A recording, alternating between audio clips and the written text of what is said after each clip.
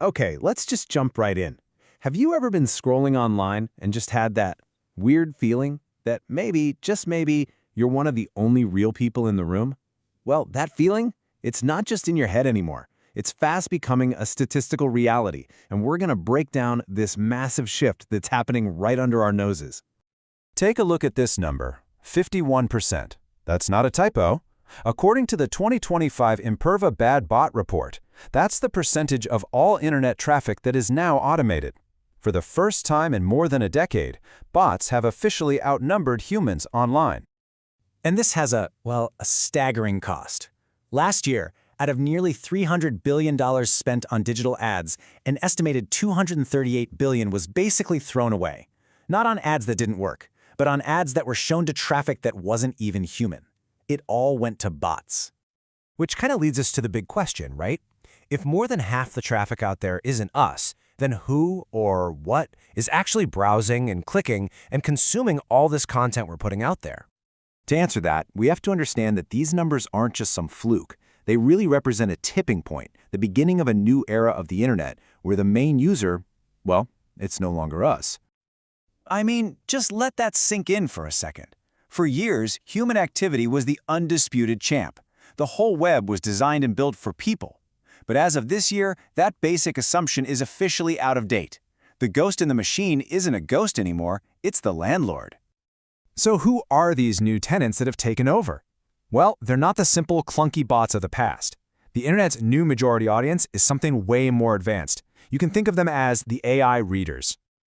Now, what's really fascinating here is the shift in purpose. See, the old bots, like Googlebot, they were basically working for us. They indexed the web so that we could find things. But these new bots, they're working for other AIs. They're scraping content, harvesting data, and training models. The web is no longer just a library for humans. It's become a textbook for machines. And this takeover happened incredibly fast.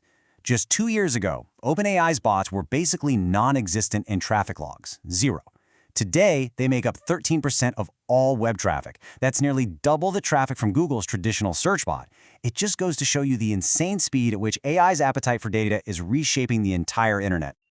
So the engine driving all of this is a technology called Retrieval Augmented Generation, or just RAG for short.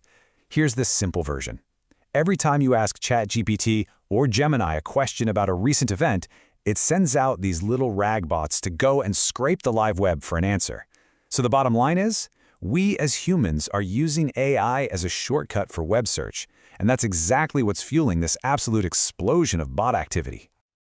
But this isn't just some technical curiosity. This new bot-driven internet has massive, very real consequences for businesses. It's creating a very high cost for trying to operate in a world of fakes. It all starts with a concept that many marketers know all too well, vanity metrics. You know, these are the numbers that look really impressive in a report. Page views, clicks, likes, but they don't actually connect to real business results. And bot traffic? It's basically rocket fuel for these super misleading metrics. You know, as the marketing firm Direct Agents points out, this reliance on vanity metrics has always been a bit of a problem. But in an internet that's dominated by bots, it's become a critical weakness. It creates this huge gap between what the reports say is happening and what's actually going on. And that's the real danger here. It's not just about the money wasted on ads that no human ever sees. It's that businesses are using this polluted data to make major strategic decisions. They're optimizing their websites, their ad campaigns, even entire products for a fake audience, completely missing what their real human customers actually want. And the impact is really different depending on the industry. A check analysis shows gambling and gaming getting hit the hardest. A staggering 49.1% of its traffic is fake. But even mainstream sectors like tech and telecom are seeing about a fifth of their visitors being non-human. This is not a niche problem. It's everywhere. So what this means is that businesses are now operating in an environment where the genuine customer, this signal, is getting drowned out by a deafening amount of bot-generated noise. The first and most important challenge now is just learning how to tell them apart. Okay, so what can actually be done about this? Well, the answer isn't about trying to turn back the clock. It's about developing a completely new playbook for this new internet, and it really starts with a fundamental shift in mindset. The crucial point here is that this needs a total mindset shift. We can't just block our way out of this problem.